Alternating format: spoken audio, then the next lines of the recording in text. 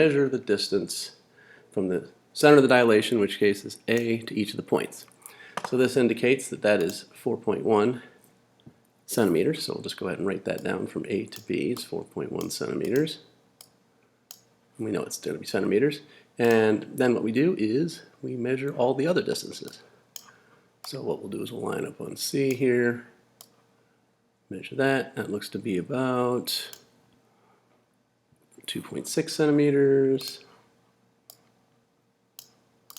That's not much of a 2, but there we are. And then we repeat for AD.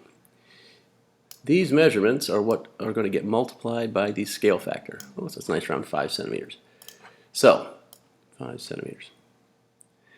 When you multiply by the scale factor, what that means is this will become because it's negative 8.2 centimeters. This will become negative 5.2 centimeters. And this will become a nice, easy negative 10 centimeters. Now, these distances are always measured from the center dilation. That center dilation, A right there, is your 0. And so what you do is you start measuring from that point away from the shape. To make this easier, what I strongly recommend is that you draw lines to connect each of the points and the center dilation. And you want to make them a little bit longer than need be. If you do this, then when you measure, you can just slide your ruler along there.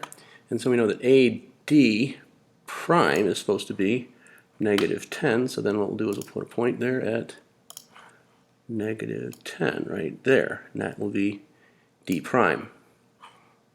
And we just repeat that process for each of the other points. So that's D prime right there. And we do want to label our points as we go. And we just repeat that process for C. First I'm going to draw that connector. It's going to go slide along that line. Obviously you'd have to use a ruler for this. I don't because I have a nice line tool. But then you just use that to measure from A along that line. So AC should be negative 5.2. So we drop in the point, about 5.2 right there. And that will be C prime.